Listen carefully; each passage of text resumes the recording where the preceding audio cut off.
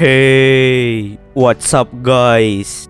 Oke guys, di video kali ini gue akan menceritakan seluruh alur cerita dari film Card the Slipmouth Woman yang dirilis pada tahun 2007. Di dalam film ini bercerita tentang seorang wanita bermulut robek yang mulai menghantui warga kota. Awalnya warga kota mengira bahwa itu adalah mitos belaka. Akan tetapi setiap minggunya, satu persatu anak di kota itu mulai menghilang. Seorang guru bernama Kyoko dan Noboru mencoba untuk menghentikan aksi penculikan yang dilakukan oleh hantu wanita bermulut robek. Bisakah mereka menghentikan teror tersebut? Atau justru sebaliknya? Yuk kita masuk saja ke ceritanya guys.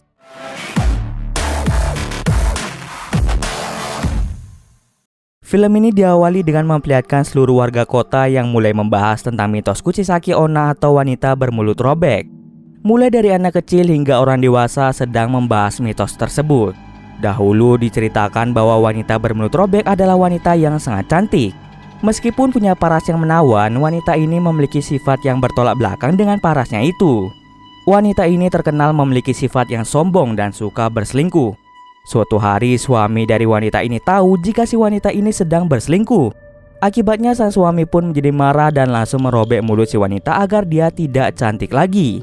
Wanita itu pun menjadi sangat bersedih karena wajahnya menjadi hancur. Untuk menutupi wajahnya yang mengerikan, selama sisa hidupnya si wanita harus menggunakan masker. Dan dia pun meninggal dalam kesedihan. Suatu hari, kota itu dilanda gempa yang lumayan keras. Gempa itu akhirnya membangunkan dan membebaskan roh Kuchisake Onna ke dunia manusia lagi. Di saat hal itu terjadi, seorang guru bernama Noboru mulai mendengar bisikan yang bertanya, "Apakah aku cantik?"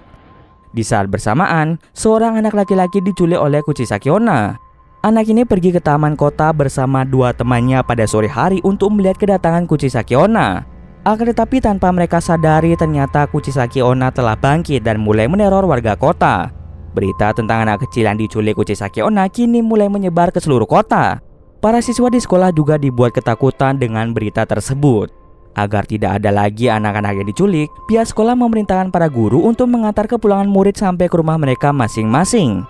Kepala sekolah juga meminta semua murid untuk berhenti membicarakan tentang wanita itu dan jangan sekali-sekali pergi tanpa izin orang tua. Sepulang sekolah, seorang guru bernama Kyoko mengantar para muridnya sampai kepada orang tua mereka masing-masing. Dan tersisalah seorang gadis bernama Mika yang belum juga dijemput oleh orang tuanya. Mika adalah anak yang sering dibully di sekolah. Dia hanya memiliki satu teman yang bernama Natsuki. Dia juga sering dipukuli oleh ibunya sendiri. Sejak kematian ayahnya, ibu Mika mengalami masa sulit hingga dia pun melampiaskannya dengan memukul Mika. Ketika ibu Mika datang menjemputnya, Mika malah menghindar dan tidak mau diajak pulang oleh ibunya. Alhasil Kyoko pun menemani Mika hingga dia siap untuk pulang ke rumah. Kemudian Mika memperlihatkan bukti kejahatan ibunya yang sering memukulnya tanpa henti. Tubuh Mika dipenuhi luka lebam akibat sering dipukul ibunya. Lalu Mika berkata pada Kyoko bahwa dirinya sangat membenci ibunya sendiri. Kyoko yang juga adalah seorang ibu langsung memarahi Mika karena tidak hormat pada ibunya sendiri. Kyoko sebenarnya memiliki anak perempuan, tapi saat ini dirinya telah bercerai dengan suaminya dan anaknya pun tinggal dengan suaminya. Kyoko pernah sekali memukul anaknya hingga anaknya menjadi benci pada dirinya sendiri. Hal itulah yang menyebabkan Kyoko marah ketika Mika berkata bahwa dia membenci ibunya. Karena dibentak Kyoko, Mika pun segera lari menjauh dari tempat tersebut. Namun dia malah ditangkap oleh sosok Kuchisake Onna. Melihat hal tersebut, Kyoko menjadi sangat syok hingga dirinya tidak bisa berkata-kata ketika Mika diculik. Setelah penculikan itu, Kyoko dimintai keterangan oleh polisi. Di sana dia melihat ibu Mika yang sangat bersedih ketika mengetahui bahwa Mika telah diculik. Kyoko tahu jika ini merupakan salahnya dan dia mulai mencoba untuk mencari keberadaan dari Mika. Lalu ia secara tidak sengaja bertemu dengan Noboru. Noboru datang menemui Kyoko untuk bertanya tentang wajah si Kuchisake Onna. Kemudian Noboru segera memperlihatkan foto ibunya dan Kyoko menjadi sangat kaget karena wajah ibu Noboru sama persis dengan Kuchisake Onna. Tak berselang lama, Noboru lagi-lagi mendengar suara bisikan seorang wanita yang bertanya apakah aku cantik. Setiap Noboru mendengar bisikan itu, ia langsung mengetahui bahwa akan ada anak kecil yang diculik lagi.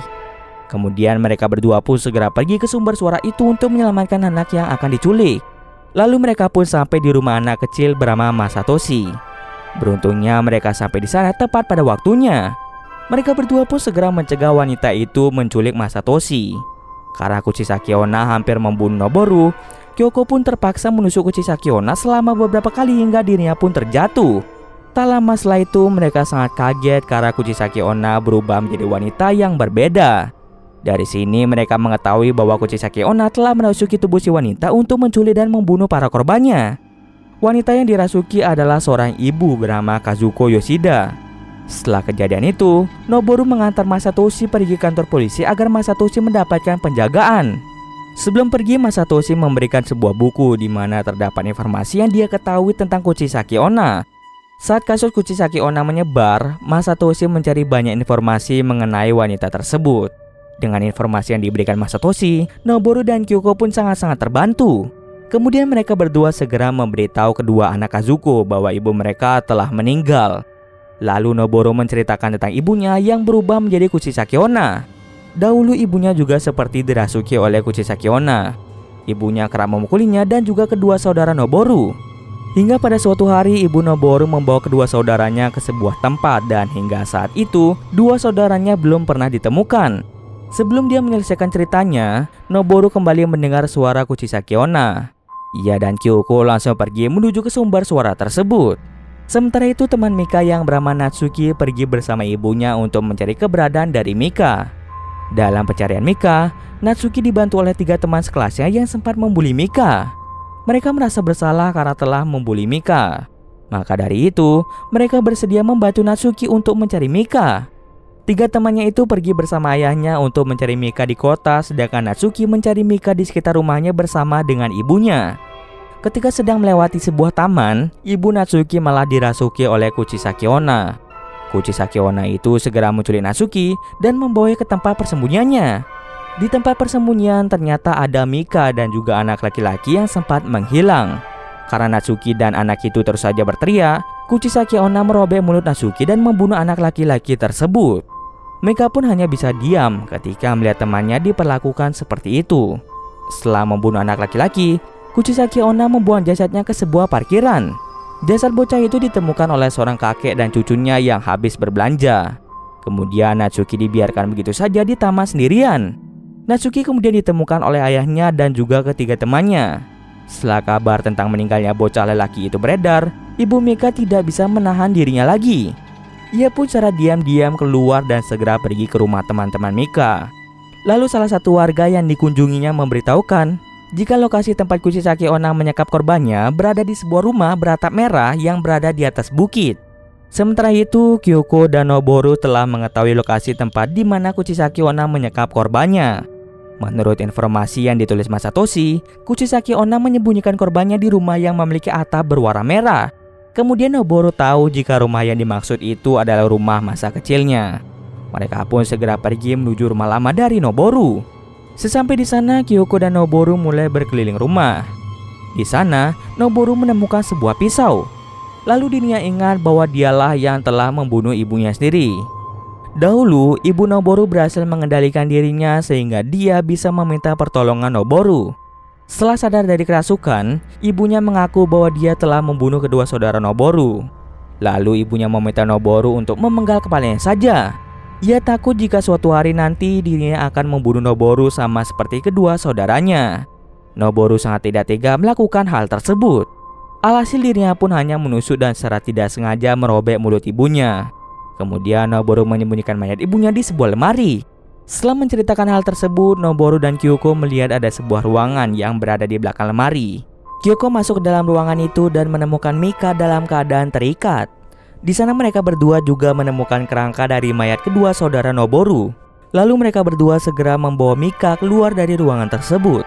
Ketika mereka hendak kabur, Kuchisaki Onna datang dan memotong kaki Noboru dengan gunting rumput.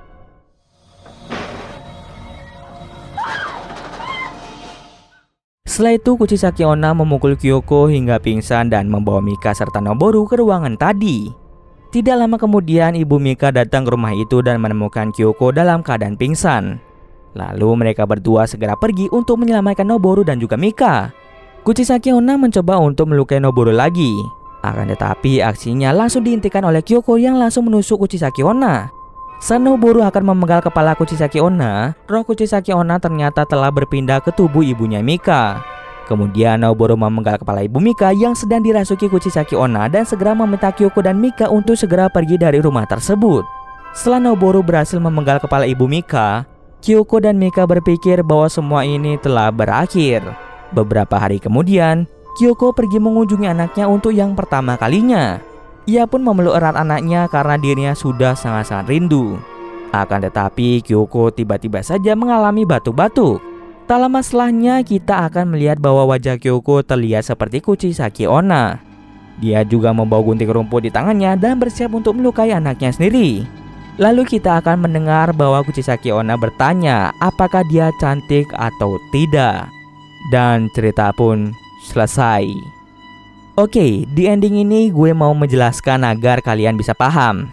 Selama ini Naoboro berpikir bahwa dengan memenggal kepala orang yang dirasuki Kuchisaki Onna, maka teror Kuchisaki Onna akan berhenti. Di ending kita dapat melihat bahwa teori Naoboro itu adalah salah. Meskipun Ibu Mika yang dirasuki Kuchisaki Onna telah dipenggal, Kuchisaki Onna malah merasuki wanita lain yaitu Kyoko. Menurut gua pribadi, cara yang paling tepat untuk menghentikan teror Kuchisaki Onna adalah dengan menyegel jiwanya di suatu tempat. Oke, mungkin sekian dulu video kali ini. Jika ada kesalahan, gue mohon maaf. Oke, see you next video guys.